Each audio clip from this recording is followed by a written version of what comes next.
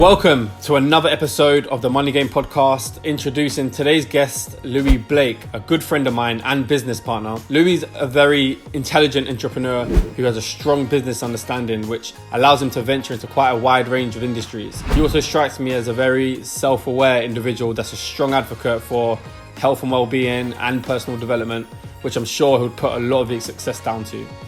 He's involved in multiple businesses, but mainly sport and hospitality. He has restaurants worldwide and actually has the largest vegan restaurant in the UK. One thing that stands out to me about Louis, and what I think a lot of people can take from him, is his mindset and courage to pursue whatever it is he's curious about, despite the fears that it comes with. So thanks for tuning in, and I hope you enjoy it. In later life, I've realised that how big of an impact that had in terms of like thinking, just do it. Because you never know, right? We only have now, so I'm just going to do what I think is the right thing to do now rather than thinking about it too much. You can lose yourself going too far this way where you're focused purely on money and you lose that purpose and unhappiness quickly follows. Louis, thanks so much for coming up, man. You finally got out of your London bubble. I didn't think you was going to make it to the studio. Thanks for sorting the chairs out. I've got a normal height now. You didn't know Manchester had an Uber? I didn't know. I tried to get a black cab and apparently only take cash. So step back 10 years. Tax avoiders. I'm the same, but now I've been up north for a long time. It's kind of like changed my mindset around London. I was like in a proper London bubble, bro. I didn't know anything up here, and it was funny to hear you talking about it because you're like similar. So it's but good to have you here. Really excited for this one because I think we met in lockdown. And since then, I've kind of been like being interested in business and entrepreneurship. I kind of studied like all your moves that you make, or try to anyways. I'm trying to keep up, but you're moving too much. So just to give like the audience a quick brief, main industry is hospitality. So you've got multiple restaurants like all over the globe, UK, States, and in Dubai. You're an angel investor, invested in multiple companies, a few that we're involved in together as well. And it's funny as well, this is the first time that we've met and we're involved in two companies together. And you built a football academy back home as well. So what I wanted to ask you to start off with is, why do you decide to go down like so many different avenues? I think probably stem from self-awareness and knowing that my attention span is pretty limited. And you could say that that's a bad thing, but it's how do you then use that as a positive? So I know that I can probably focus on one thing for maybe an hour at a time. And I like to have different things that I can work on. It keeps it interesting for me. Although you can go too far, and I've tried to keep that into balance. But I try to work on stuff that I'm passionate about, that I'm interested in.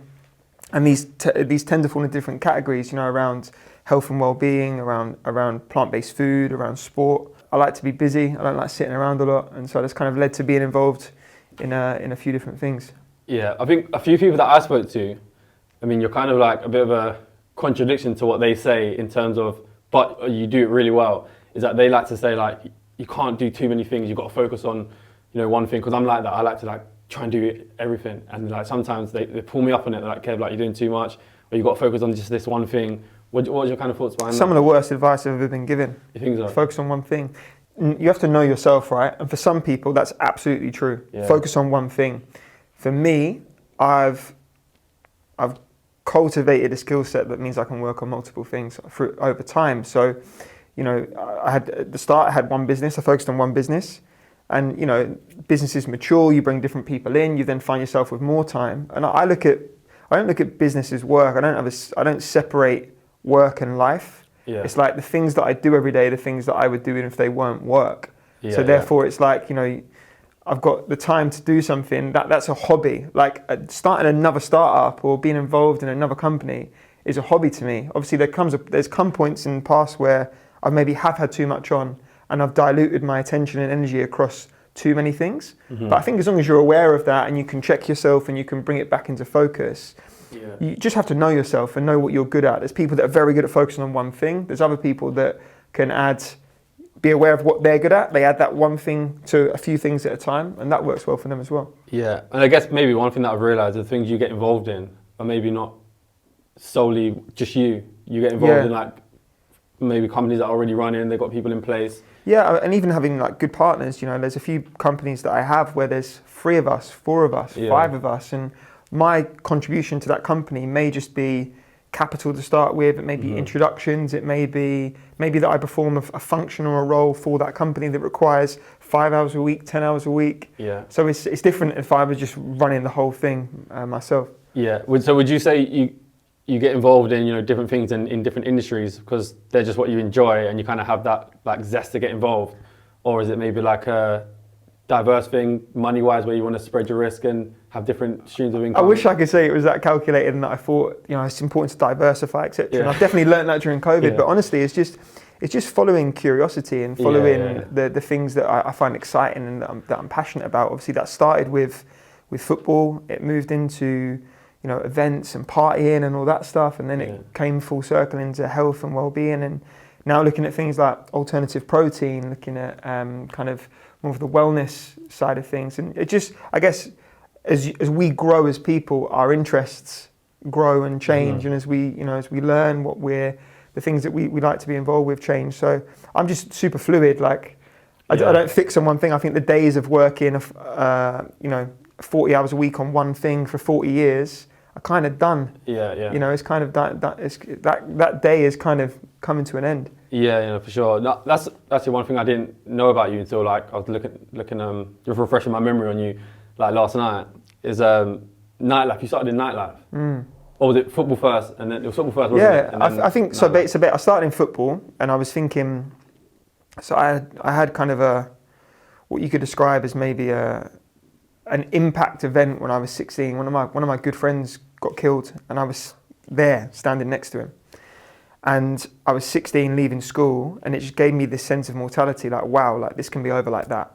Yeah. And I looked at, you know, the options of like, do I really want to go uni? Is that what I want to do? Do I really want to get a job just to be able to go out every weekend in my hometown? I was like, what do I love? And I love football. I wasn't good enough to play. And I thought, I'm going to coach football. I was doing a little bit of it anyway, and I'm just going to go for that. Yeah. And I'd rather wake up every day and do something that I love rather than do something I hate just for money. This was straight after school? Straight after school. So I went into football, and then I was reading a lot about mindset, and I'd been fortunate that a family member had introduced me to visualization, meditation at a young age. So I was using these kind of tools. And so I thought, where would I love to live? Like, forget compromising based on my immediate reality. Where would I want to live in the world? And I decided I want to live in New York. So I ended up hacking my way into a job in New York coaching football. I went to New York. Wow. And I had this whole career in football, and managed to do all my UEFA badges and everything else, and set up my own academy. And when that was going well, I was like, okay, what else do I like? And turning 21, I was like, I love partying. So I went into nightlife purely because I was interested in it and I liked doing it. So it wasn't ever like, oh, this is a good business. It was like, well, I like doing it. I want to spend my time doing things I like doing. Yeah. And it kind of organically developed into that kind of following of curiosity, of interest, of passion. I think if you're passionate about something and if you really enjoy something, by default, you're going to work hard at it. And if you work hard at it and you're open-minded and you're willing to learn, etc., eventually you become good at it. If you become good at it and you can add value to the market, you'll get paid for it. And it's kind of that process. Yeah. So you went out to America by yourself? Yeah. How was your parents and that, fully supportive? Yeah, I mean, I was 18. I think I was 17 or 18. I came down one day, and I've always been quite independent anyway. Right. So to my mum, I was like, my visa for New York's come through. The job didn't start for like 2 or 3 months after. And I was on crutches, so I had my second knee op. Right. And I was like, my visa came through, and she was thinking I'm going to go in 2 months' time. I was like, I booked my flight, I'm going tonight. Yeah. So what? I was like, yeah, I've got a friend, he lives up there, I'm going to go and stay with him, I'm going to do my rehab over there. Yeah. So I left. Where did you develop that kind of mindset? Was it literally after that I think, no, I think I always been like quite confident and outgoing anyway, and it was just kind of like, that probably gave me more of a like... Yeah, but in terms of taking risks like that? Just like... Do you think that come more, did you have that before? No, it probably came more from that. I think in later life I've realised that how big of an impact that had in terms of like thinking, just do it. Because you never know, right? We only have now, so I'm just going to do what I think is the right thing to do now rather than thinking about it too much. So how did the nightlife thing work? So basically, I moved back to my hometown, and I started a football academy, which was amazing because I got to learn about what's a cash flow forecast? What's a Yeah. P&L? Like, I was rubbish at school in economics. Well, you learned this in your coaching job? Yeah, so I set up this football academy. Oh, so you weren't just a coach, you actually set up a Yeah, a I had business. I had an academy. You went straight Yeah, in. yeah. So I'd worked in an academy after New York. I went to Mexico City for 18 months. And over there, I was working for a guy. It's the only job I've had other than the New York one. I was working for the guy who ran this academy, and I got some insight into how it ran. Yeah, I thought I could do that back home. So when I moved back, I started and I just learned everything as I went, like how you pay tax. Obviously failed. Like, I didn't know what I was doing, but I think that's how I learned, right? And the nightlife thing was interesting because where I lived at the time, I'd obviously had exposure to, I had friends that played pro, so I'd been out with them in London. Yeah. I'd been out partying in New York, I'd been out in Mexico. So I had this introduction to all these different kind of parties and nightlife. And I come back to my little hometown in Norwich and was like, this is boring. And there was a new nightclub that had just opened, and I went to the guy and was like, I think I could fill this. Let me take the door money and you take the bar money. And so I put my till on the door. I said, give me the empty night. What's the most empty night you've got? It's like Wednesday. So I came up with this brand. I promoted it on Facebook. It just come out. Sick. Got all the people I knew locally. Yeah. And first night, like, hundreds of people come paying the money on the door. And I'm like, wow. Like, this is a good little business. Yeah. So that's how I got into it. And then we basically took that model and grew it out to me and my friend who I was doing it with. And we took it to other cities. So we took it to Cambridge, we took it to Lincoln, and it was where there was like a big concentration of university students. It was like an upmarket student night, so to speak. And that kind of just continued. We took it to Bournemouth, to Brighton, to London. We took it all over. And that was a good lesson in terms of how we got screwed over a lot, because a lot of it was having to rely on people that in different places and not having the structure correct. But that was another good lesson in how to manage a business at scales when you're 21, 22, not really knowing what you're doing. Yeah. I really hope you're enjoying the show. I would just like to ask for 1 minute of your time to tell you about my sponsor whose support makes the show possible, CPC Finance. CPC Finance is a finance broker that specializes in sourcing and packaging a wide range of property funding. You name it, from buy-to-lets to commercial properties, auction investments, property developments. They are everything you'd want as a finance broker working for you on your property deal. They're extremely experienced. They know their market extremely well, which means they can move quickly. They're on the ball. They've been in the game for 30 years, which has enabled them to, one, build very strong relationships with a variety of lenders, which as an investor is super important, especially when things don't go to plan. Deals in certain situations aren't straightforward, which is often the case. They are bespoke specialists. And two, they have a brilliant understanding of all types of property investing. They know the strategies, they understand deal structures. There isn't anything these guys haven't seen, they're seasoned pros. So if you're someone looking for property finance of any kind, go to cpcfinance.co.uk, and on the homepage you can schedule in a call at whatever time or day suits.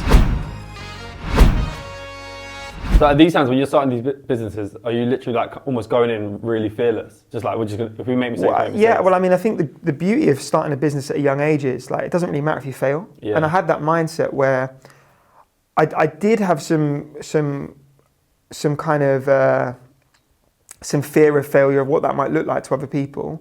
But ultimately, the upside to me was bigger. And I saw how much I was learning every time I got something wrong. Yeah. So I was almost like, right, I want to make the mistakes as quickly as possible, so I learn as quickly as possible. And I think there's very little risk at that point because, I didn't have there's no mortgage, there's no kids, there's no one relying on me. So if I make a mistake, it doesn't really matter. I can always just get a job. I can always go back home or whatever it might be. So there wasn't really any fear of getting things wrong. Yeah. What would you say at that point? Because obviously you're going around trying to get into, set up multiple businesses. What was the drive for you there? Why was you doing all that at such a young age? Was it money? What was it? No. I think the first thing was like I wanted to have fun. I want to do what I love doing. Right. I loved football. I loved coaching. I loved helping players develop, and I got really into it.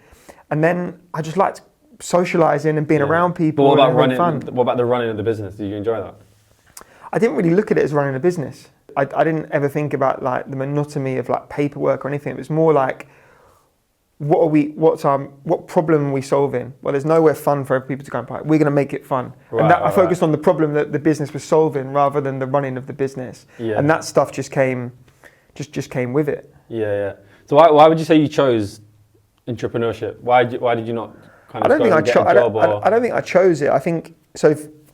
I think what's interesting and what probably the COVID times highlighted was that people always saw starting their own business or working themselves as a risk. Yeah. I saw working for someone else as a risk because then someone else is in charge of paying me. Mm-hmm. They decide when I get paid. Yeah. I've got to rely on all these other people. Whereas if it's my business or I'm self-employed, I rely on me.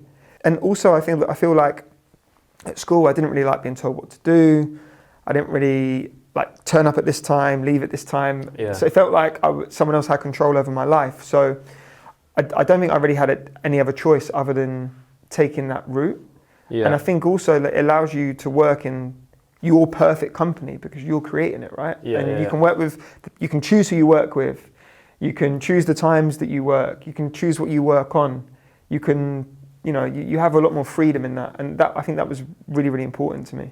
Yeah. So so throughout that, how was you kind of funding your life? Was it all through these multiple businesses? Yeah, 100%. So they all made money? Yeah. I mean, obviously, since then I've probably started 15 companies. Obviously, Yeah. they've not all worked. Definitely they haven't all worked.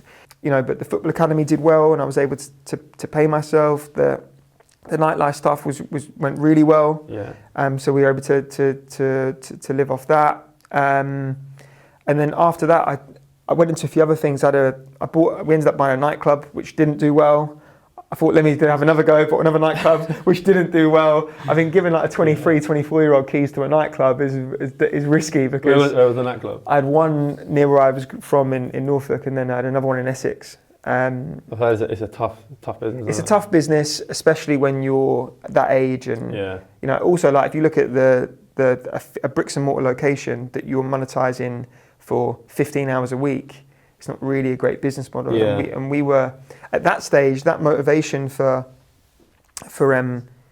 doing what I loved and doing something that was positive, kind of flipped. I then started chasing the money a little bit, right. And that's where it started going wrong. I was making decisions based on money as opposed to making decisions based on enjoyment or adding value. Yeah. So what does that difference look like in decision? I think even like now, anytime you come away from purpose and focus on money, like money's the byproduct.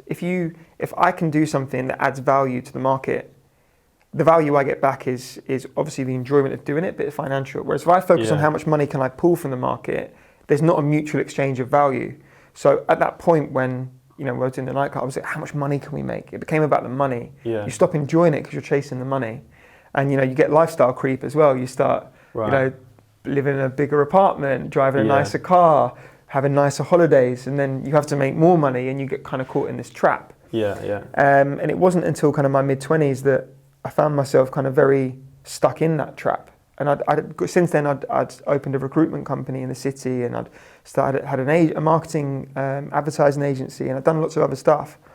And I was kind of in this trap of just doing things to make money. And a lot of the purpose had come away from it. So how do you balance that? How do you balance the purpose and because obviously profits is important. So how do you balance I think it? you have to be really attached to the purpose and understand that any profit, any money that's generated is furthering your mission, and the furthering of the mission is so important that it has to make money. And this is something we see a lot in like the vegan business or plant-based business community. Is people, their intention is so pure with their business that they've probably got these inbuilt fears around money. And they see money as evil, money's the root of all evil, or this kind of thinking. Whereas actually, if you believe in what you're doing, then you need money to further that. If you've got a really important message, you need money to further that message and put it out there. So I guess at that point, I didn't really believe in what I was doing because I'd set those businesses up to make money. And it was only when, around that time I had a bit of a breakdown. I was drinking too much and partying too much and whatever. And I had this realization that I needed to make a change. And that's when I went vegan. And this is about 8 years ago. And then having that realization, I was like, I can't work in a business that isn't purpose driven. And I found this big purpose in plant-based food. So I basically walked away from everything I was doing as I need to go into plant-based. Wow. What was the relation between kind of the breakdown you having too much drinking and then veganism, just health in general? So it was definitely health, but I was also looking at the time into plant medicine. Okay. So I became really interested I needed a reset. Like, you know, some people can go to counselling, some people can have therapy. Yeah. I decided to take I went to a plant medicine ceremony. Over a period of 6 months, I did it 3 times. It was called ayahuasca. And this was fueled by just how you was living at the time? Yeah, I was a wreck. Like, yeah. I was working 12, 13, 14 hours a day, 6 days a week. Yeah. But drinking nearly every day, going out partying, barely sleeping, eating unhealthy food. And I got to the point where I just couldn't get out of bed. More so because that was in the business that you was in? Yeah, it was the industry that I was in for sure, but it was also, I guess, seeing a lack of purpose in my life and trying to numb that feeling. Yeah. Having come from doing something that I found really purposeful with the football into something that was purely money orientated and finding a lack of purpose in that. And I think, you know, we get to like mid-20s is quite an interesting time for people, because you're not quite where you think you should be. You look around you at everyone else who seems to be doing really well, and to the outside world you look like you're doing well, but you don't feel like you're doing well. And I kind of had this need to resolve it. So through the plant medicine work that I did, I could start to see how everything was connected and how my choices were impacting other people and impacting the planet and impacting animals. And I wanted to, having discovered this, I wanted to help other people discover it. And so that's where the plant-based thing came up.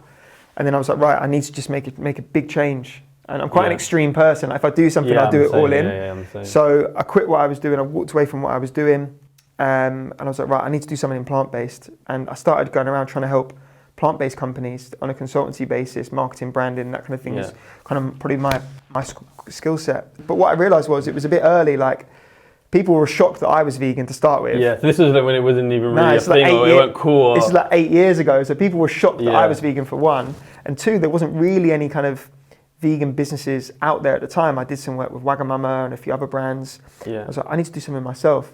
And that's where kind of the entrepreneurial thing kicked in again. I was like, I'm going to open a restaurant. Yeah. And was you able to do the work with Wagamama on the back of the businesses that you'd been working on previously? How did you kind of get that? I kind of hacked my way in there. So you lied on your CV? No. So basically, at this time, I'd built like a bit of an Instagram, like, I don't want to say following because it's never been intentional. I've never seen myself as an influencer. I don't particularly like the term, but through the nightlife stuff I was doing, I was obviously partying with like people that were known and then through that I got followers and that kind of thing, right?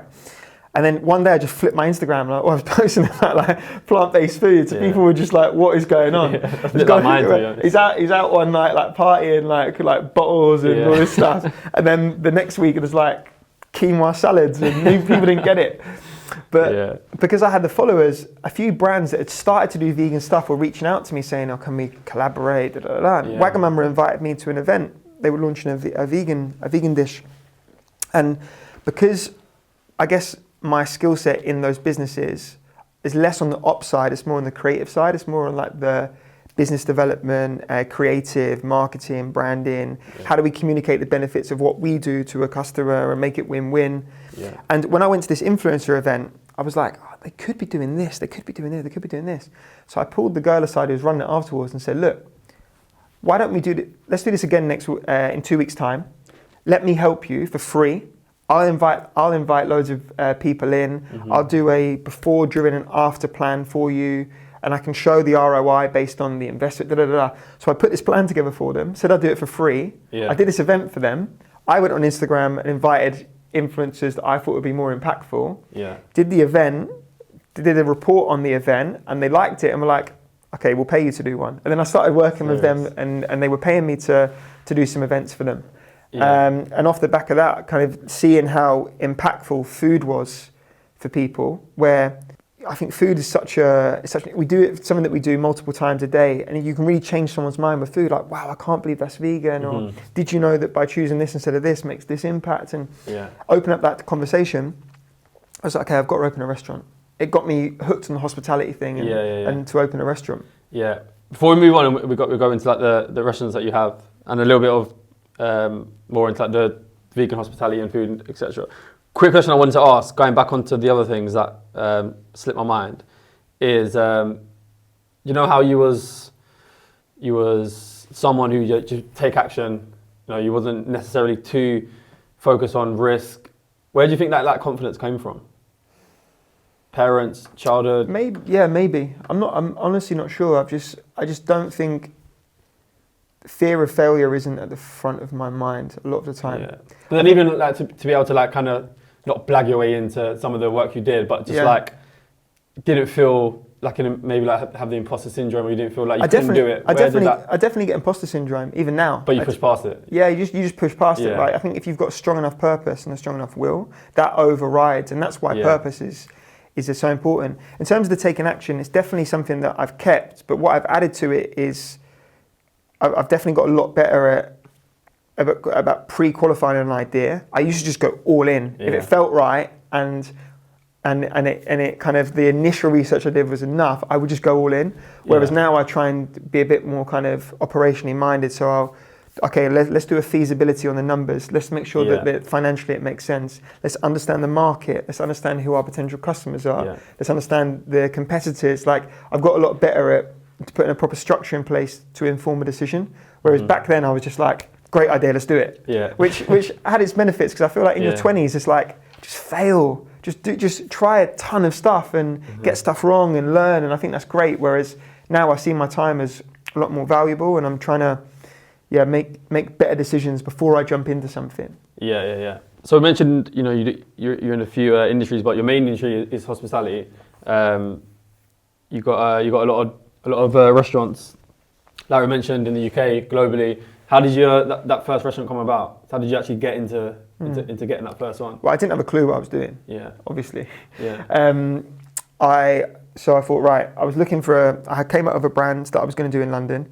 This is still a sick idea, but I've never done anything with it, right? So it was cool. Sure you want to say it? No, I can say it. So it's like, 5 years ago, I had this burger brand called No Beef, and it was all like hip hop themed, right? So you'd have like the ASAP Quacky burger and stuff like that, right? Imagine like 80s like branding. The concept was cool. We'd done a few like pop-ups, like supper clubs, and we had basically, I wanted to make it experiential. So you'd have like a DJ in the shop.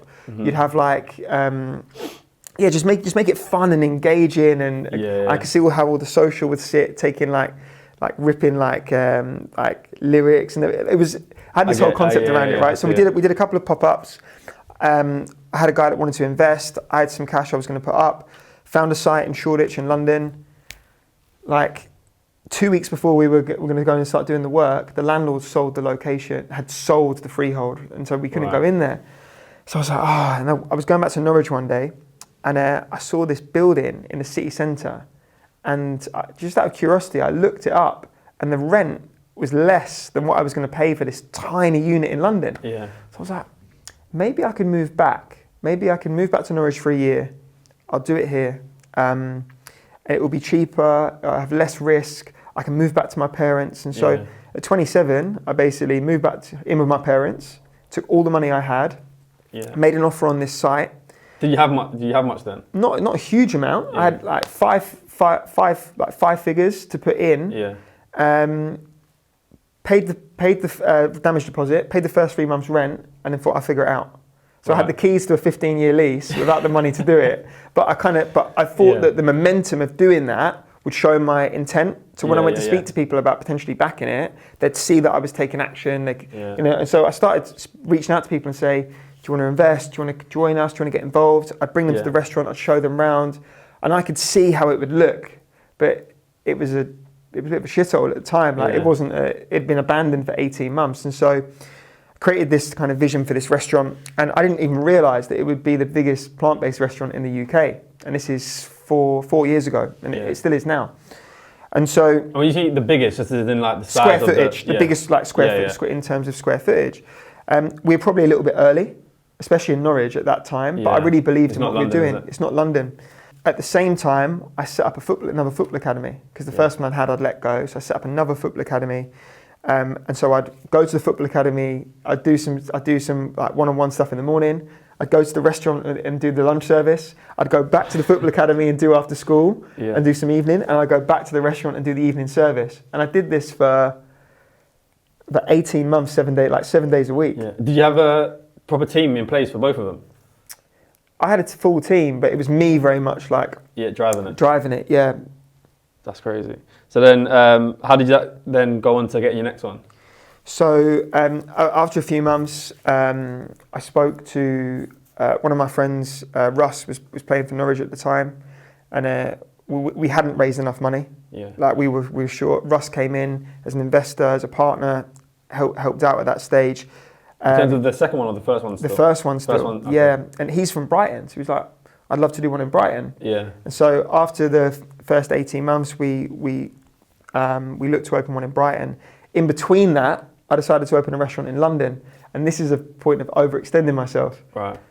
Found it amazing. I'd come out of a brand that I'd been to LA a few times and I saw the Californian influence, came up with a brand called California Kitchen. I opened that in central London 3 years ago.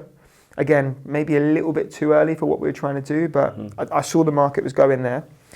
Was you aware that at the time it may be a little bit too early? Yeah, but I thought we could build brand, and you know, I saw it as a challenge as a marketeer, because I knew my core audience wouldn't be vegans because there wasn't enough of them, and I was like, how can I translate the benefits of this to people that aren't vegan? So I saw that as the challenge, and we got really creative with the marketing. So it don't necessarily have to be for just vegan eaters, people that just want to try. And that's our biggest audience, right? I think vegans will come anyway.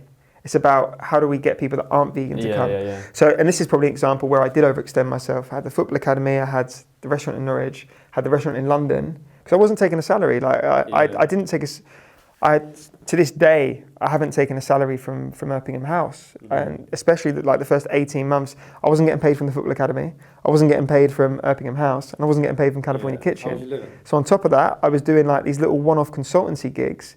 And there'd be times where, you know, you're figuring the business out, you're figuring out when you're going to be busy, you don't always get your labour right, sometimes you overorder. So there was times where like the payroll would be coming up, I'd have to go and take a consultancy job for 2 days to earn money to be able to pay the staff at the end of the month. Yeah. And the stress that this Would you ever short of the consultancy jobs? I can always pick up consultancy jobs. That's something that I've been fortunate with, that I can always, there's people that I can work with regularly that will hire me, and that's fine. But it was stressful. Yeah. It was super stressful. Talk me through how, you know, when you was in the nightlife business and you spoke about making a little bit more money, you started, you know, buying nicer things, nicer cars, bigger apartments. You obviously then had to scale right back down. How did you kind of cope with that, and maybe what people would think? Because that's quite a big thing. I think people will struggle with that. The mad thing is, do you know what was that? I laugh about this now, but imagine like you're wearing a Moncler coat, you're wearing Dior trainers, you got a Louis Vuitton bag, and you can't afford to put petrol in your car. Yeah, I've been there. I've been there. I laugh about it now, like, you know. But at the time, how was it for you? It's embarrassing, but you have to go through these. I think you have to go through these, and it came from me, from like wanting all that stuff when I was a kid, seeing other people have it, thinking it would make me happy, buying it, and then being like, maybe it doesn't make you feel that happy. But the purpose that I found in working on my passion outweighed all that stuff. And I think and I'm not saying that we shouldn't have nice things. It's good to reward yourself with nice things, and you can use them as goals, and it makes you feel good to have nice things, but ultimately the purpose is the priority. And I got a lot more out of, like, the last 3 years. Any surplus cash I have now, I invest into projects that I care about, rather than going out and buying all this stuff that I used to think was important. I get a lot more out of supporting. I feel like money is a vote. So you vote for the kind of world you want to live in based on where you put your money. So what's more impactful? Me going to Louis Vuitton and buying a backpack, or me finding a startup where I can put $5,000 in, and that helps those founders who've got this amazing mission that I believe in go on and help realize their mission and what they're doing. I get more out of that now. So you speak about purpose a lot, but how important would you say, you know, making money and building wealth is for yourself? I think obviously it's important because you need to have a certain level of comfort to operate from, to think clearly, creatively. I was able to cultivate an ability to get comfortable being very uncomfortable. Like, it's not nice being 27, sleeping in a spare room at your parents' house, not earning any money. But if you can get comfortable doing that, and you can get creative from that place, and you can develop a strong mindset from there, you can do anything. And you can get comfortable taking risks and build resilience, etc. But that being said, it's important to build financial freedom and wealth because it gives you options. It gives you the ability to put money into things that you care about. So there's a balance, but I would say that balancing purpose and profit is a really important thing to do. Yeah. You can lose yourself going too far this way, where you're focused purely on money, and you lose that purpose, and unhappiness quickly follows. You can also be focused so much on the purpose and not monetization that you leave yourself and your family and other people short. So it's a fine balance. But I do believe that if you're doing something positive for the world, and you can really get clear on how you're adding value to other people and to the world, you can't help but get value back. Yeah. I listened to you once say on another podcast, you spoke about, which was it was really useful as well, that you spoke about getting a piece of paper and mapping out what you maybe want your life to look like.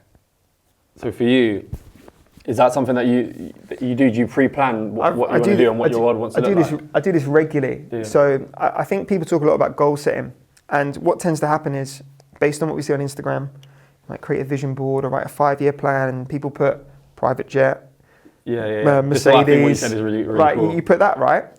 And it also feels unattainable. And 5 years is such a long time. But who I am today is very different to who I was 5 years ago, and probably different to who I'm going to be in 5 years' time.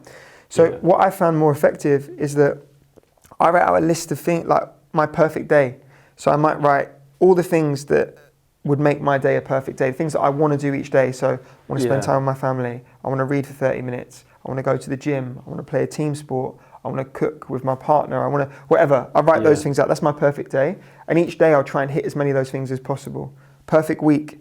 I want to go away for one night every week. I want to go out for dinner once a week, whatever it might be. I write that in my perfect week. My perfect month. I want to go away for a weekend each month.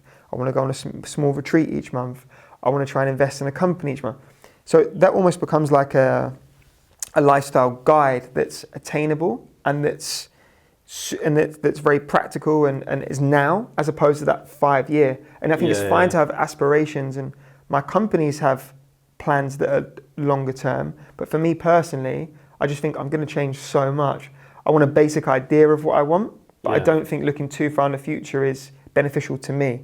And again, this comes back to knowing ourselves. Some people can be highly motivated by a 5-year plan. For me, I'm more motivated by checking in on a daily, weekly, monthly basis. And even for the year, I've got like this year, there's a couple of things I want to do. I just started jiu-jitsu, so I want to get that blue belt. That's a physical goal for me. I want to go to this place. I want to try and get one of the companies to this level.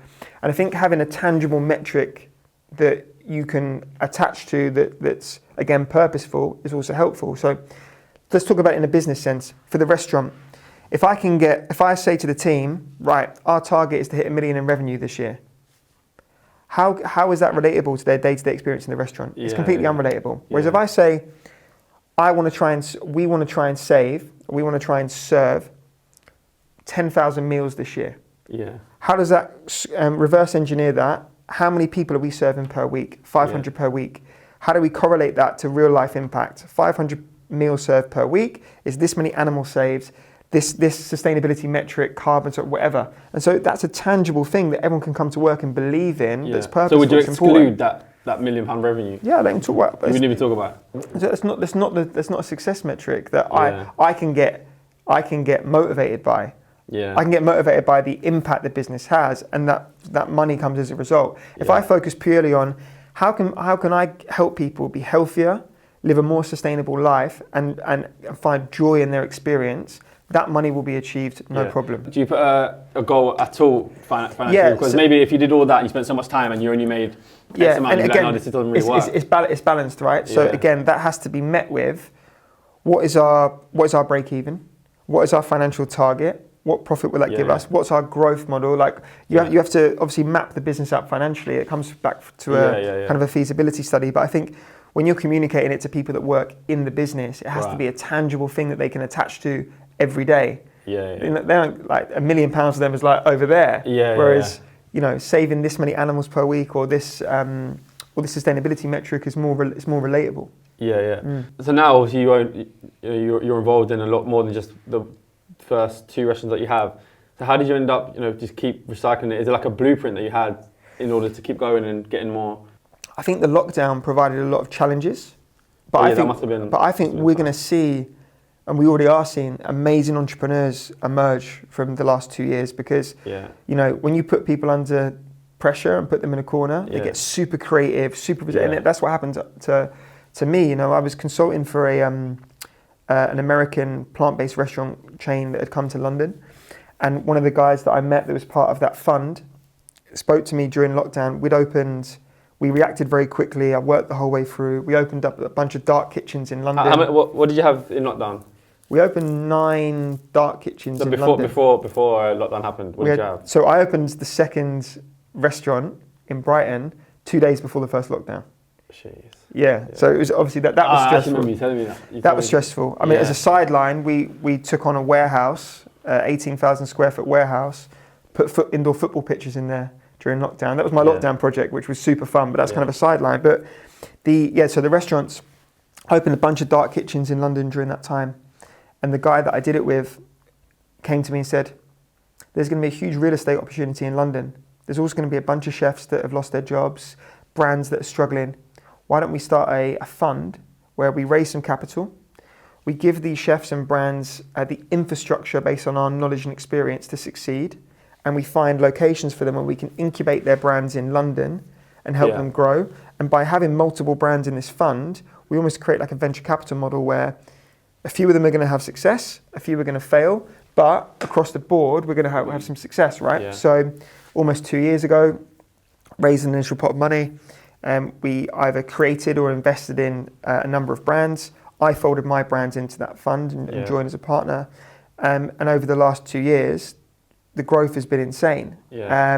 How much did you end up raising? The first raise was in the millions, but not high. The second raise is higher in the millions, which is what we're going through now. The amazing thing for me was to learn now how that fund structure sits, how that kind of operation investment company model works, and to work internationally, to work with brands, in Dubai and in North America and in the rest of the world. And it's super interesting. And again, it's like, you talk about the imposter syndrome. Of course, I have imposter syndrome. Yeah. I'm on a call to a prominent hotel in Chicago talking about how to market to a local audience. I don't know, but I'm going to figure it out. And I think you have to override that imposter syndrome with excitement that we've got one of our brands now in 2 North American cities. It's crazy. That opportunity wouldn't have been possible if it wasn't for what happened through COVID.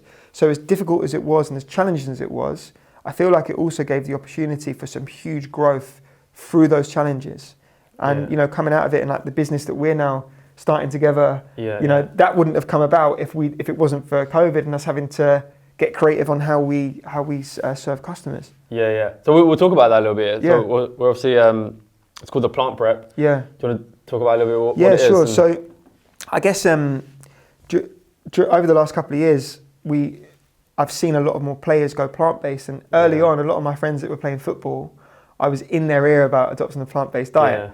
And a few of my friends were asking about prep. They said, the clubs don't provide us with meals. We're finding it hard to know what to eat, what to cook, when I started, it was a super struggle. This is what I mean. And for me, it was as well. I certainly wasn't playing professionally, but I was training sometimes twice a day. And I wasn't able to get enough calories in, but I also didn't have the time or the knowledge on how and what to cook. So having the access to kitchens, to chefs, etc., I kind of thought, well, during lockdown, we can't open the restaurant. Yes, we've got delivery going, but there's also a need for people to have meals at home. So I wanted to develop a range of super nutritious, plant-based meals that would be incredible for athletes. And so there was a doctor that I knew who was a culinary doctor, had a PhD, gut health expert, connected him with my chef and said, can you guys come up with 12 meals that would be great for athletes, that are delicious, that hit all the right nutritionals? And the model would essentially be a traditional meal prep model. So delivered fresh twice a week, and someone can go on the website, they can order their meal plan, 1, 2 or 3 meals per day. Those meals are then delivered from our kitchen, same day, national delivery, anywhere in the UK. And it would be the first fully plant-based, athlete-focused meal prep.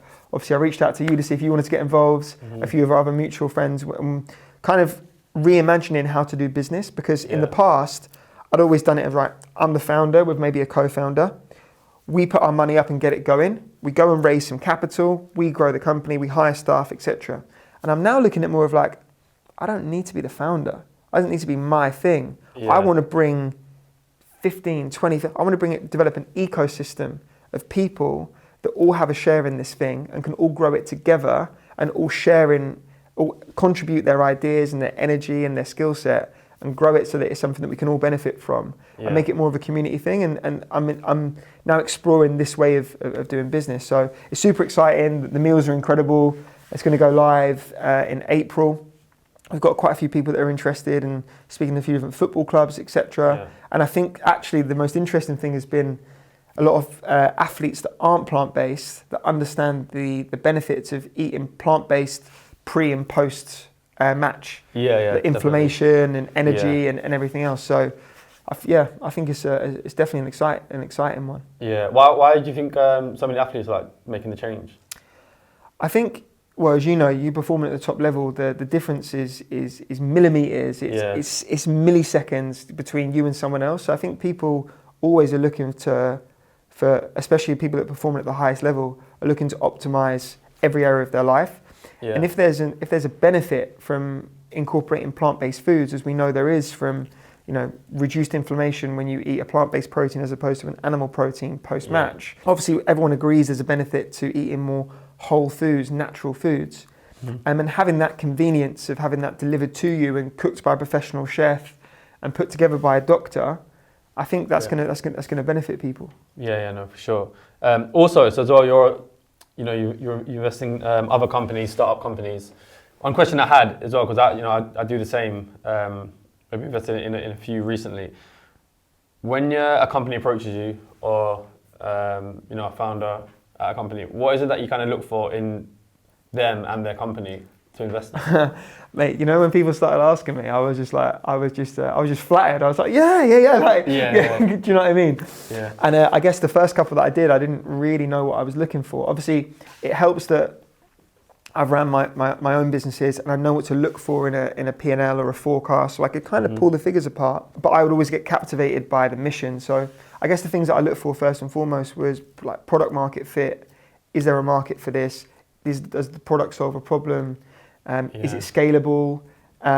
Is the valuation correct? What metrics are valuation based on? Is it fair? I'll normally always end up challenging that. Right. But most importantly, it's the founders. It's the team. Yeah. Because if you've got a great idea and poor founders, the idea may be great, but the founders won't be able to execute. If you've got a poor idea but great founders, they'll find a way to adapt. And so I think investing in people is the priority. And then I kind of developed over time a set of values to dictate the investments that I would make. So it has to be something that's positive for the planet. Yeah. Has to be win-win. Has to be future-proof. So based on where I see the world going, can it exist and thrive in that world? Is it something that in an industry that I understand? That's why most of my investments are in food or they're in sport. It's something that I can understand and ultimately give value to. If I'm investing at a friends and family stage or a pre-seed stage,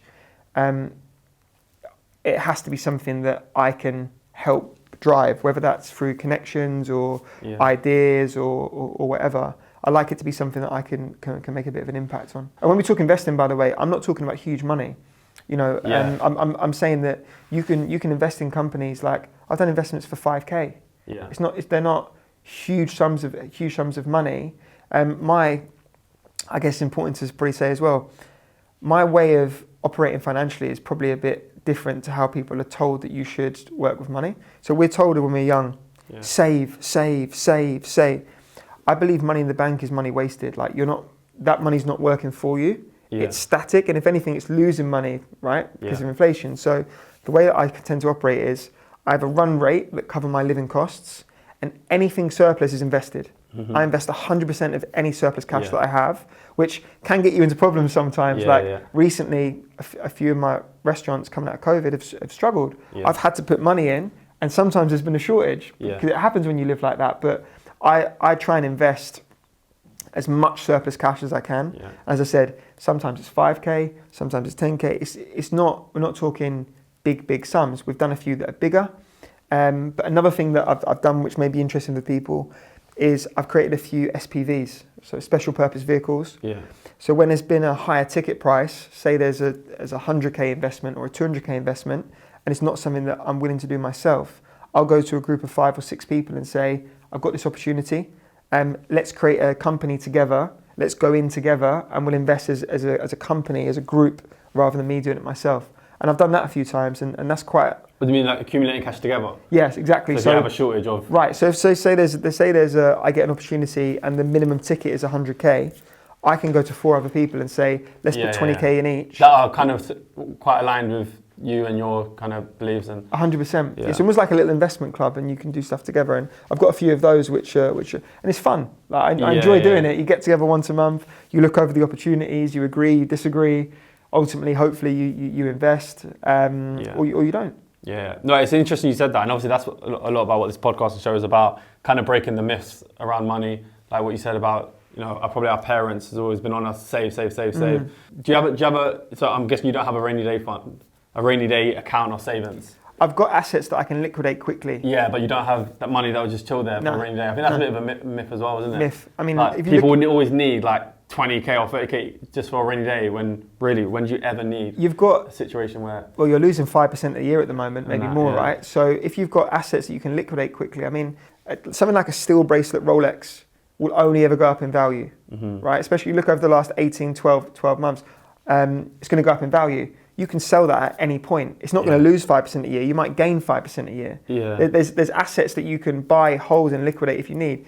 I'm big on cryptocurrency. I'm a big believer in cryptocurrency, so I hold cryptocurrency. There's things that I can liquidate if needed, and then there's, I guess, another investment class is startups.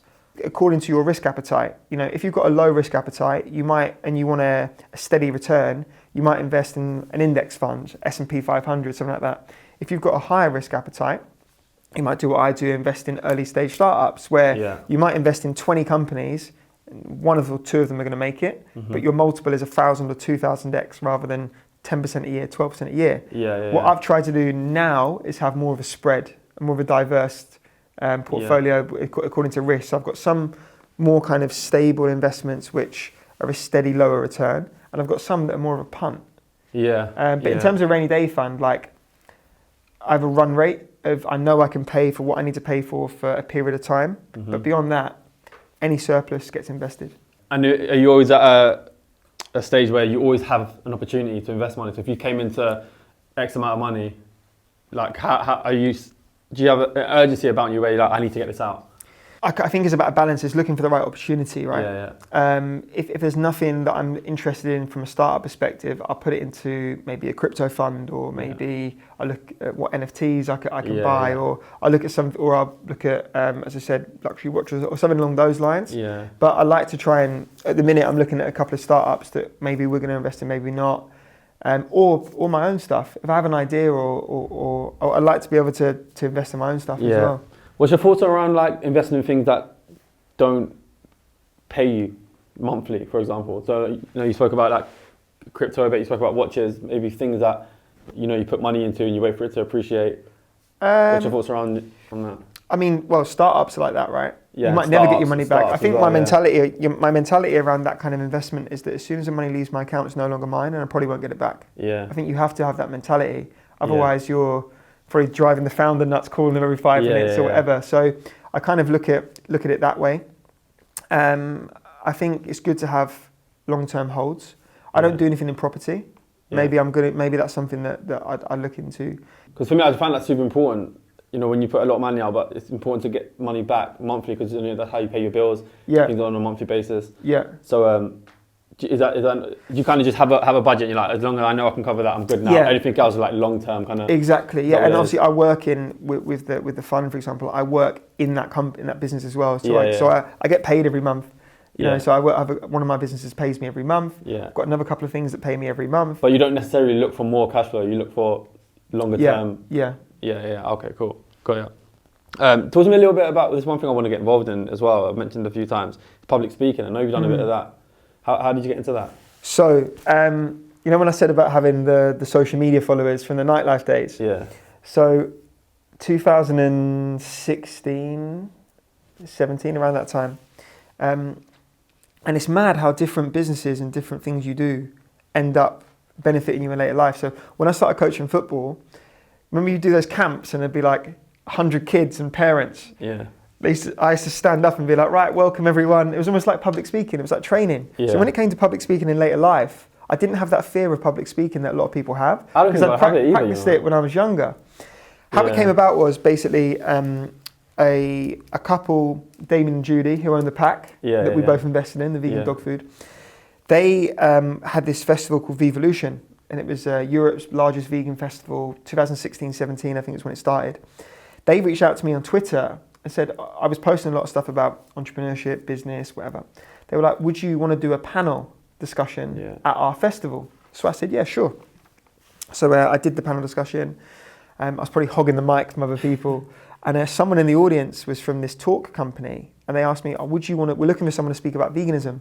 Right. Would you want to do a talk once a month in London on veganism?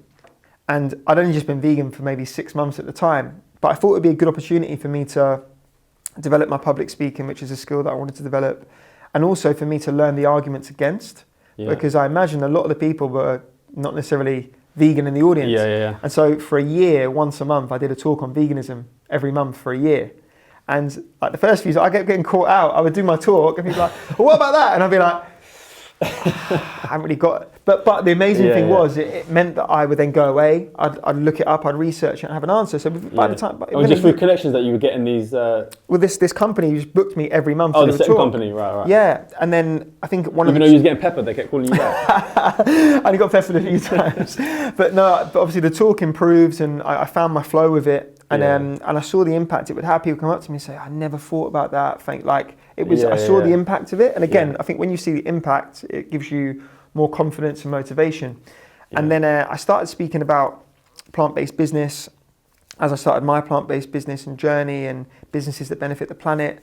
And someone from University College London saw me speak and said, do you want to come and speak at the university? Which for me was mad, because I never even went sixth form. Yeah. So turning up to the university to speak was really cool. And then I did London School of Economics. And then the talks just kept getting bigger and bigger. Yeah. And anytime I got paid, I donated it to a vegan charity. Yeah. I was trying to keep it like that side of things pure. And obviously during COVID, I'd not done a lot of that. But I'd done some cool. I did a cool one in Amsterdam, and it's just cool, like to share your experience. And also, I like going to talks and hearing other people's experience. I think communication is such an amazing thing, and being able to listen to other people's experience, and like, podcasts are great for that as well. So it's I think it's just a case of just taking action, taking the action. Did you have any training?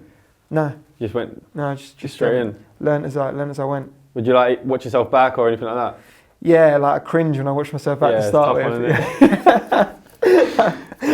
But so you kind of had self-taught, really. Yeah, and again, like coming back to that purpose thing, like the purpose overrides the fear or the shame or the whatever, right? Yeah. Like like okay, if I know that what I'm doing is a good thing, then I'm gonna allow that feeling to override the lack of confidence or whatever. Yeah, nice. To wrap this up, I want to do a quick fire round with you. It's like minimal words. So first one is, what would you say are 3 myths about entrepreneurship? First thing, you're going to get mega rich. Secondly, that it's all glam and luxury and everything else. Thirdly, that it always works. Like most businesses don't work, and you learn more from the ones that don't work. So I think it's important to have those failures. It's important to it builds resilience. You learn a lot of lessons. So yeah, I'd say those 3. You think right now entrepreneurship's a bit like I think it's glamorized. I think the word entrepreneur now, you say entrepreneur and the connotations are like jets and cars and whatever, but really it's like you're going to work for 10 years, you're going to work 7 days a week, all hours, and it might not work. Oh, and you're probably not going to get paid on the way. Yeah. That's the reality. Yeah. Have you seen the memes that go around on Instagram? Yeah. Like what I thought entrepreneurship was going to be. What it actually is. Yeah, for sure. What are 3 high performance tips? Build a solid morning routine. Read a lot. Fail fast. One thing, that I struggle with, that would be good to hear your take on when you say read.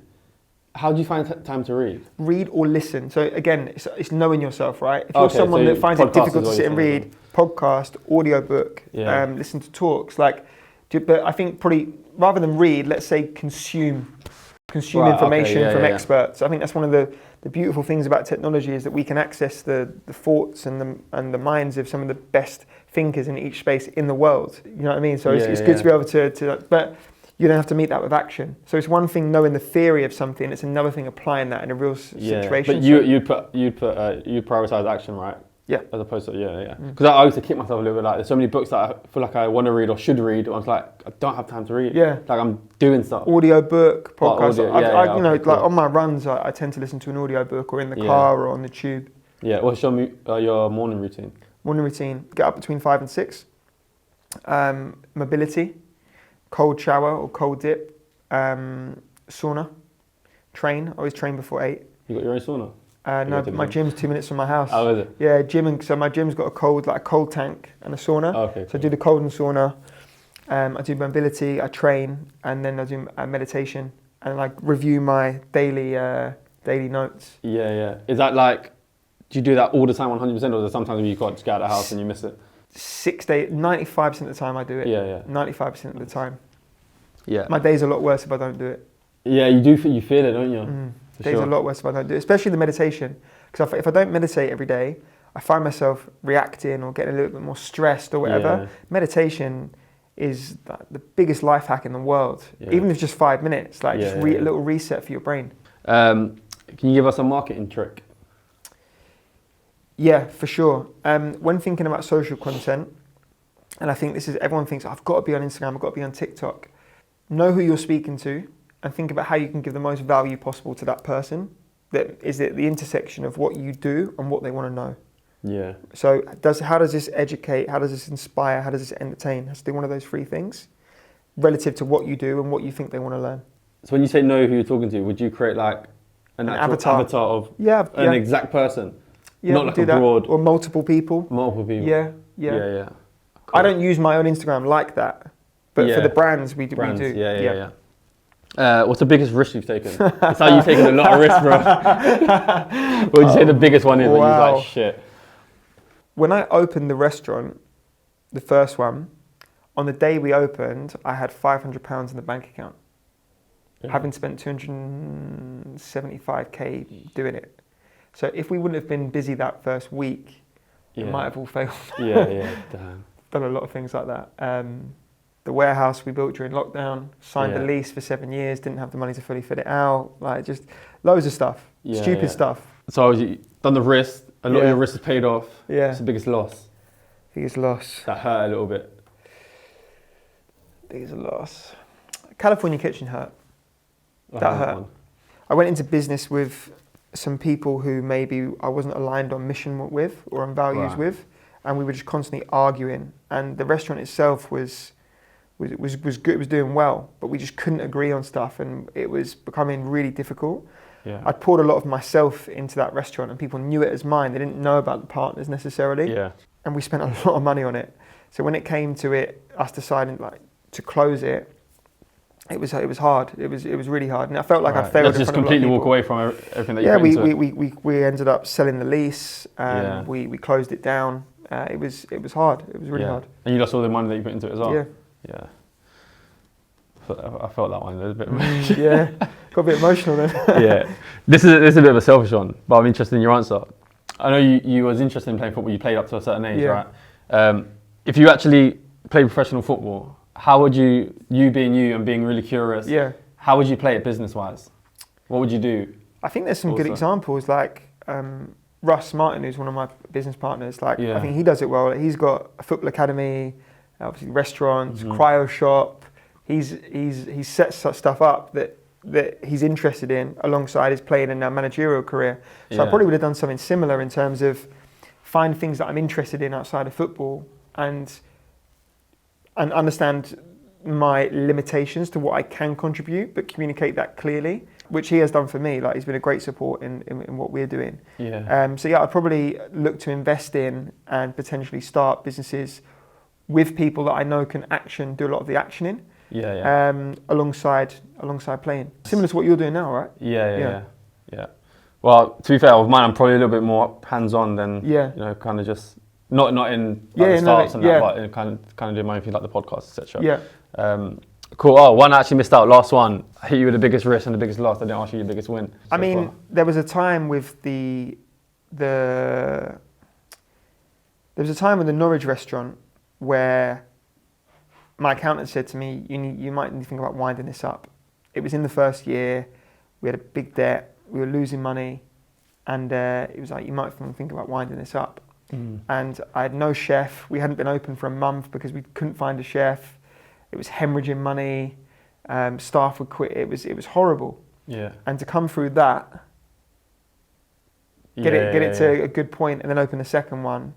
Although it wasn't the biggest financial win or most glamorous, that being at that point of like it about to die and being able to bring it back was only for obviously COVID to then hit and put us in a similar position. But that was at the time, you enjoyed it at the time. Like, that resilience to come through that resilience to come through that was good. Yeah. No, I love that. Thanks so much for coming on, man. That was really enjoyed that one. Hope the audience do as well. But Thanks, cheers, mate. man. Thanks Enjoyed for it. coming up.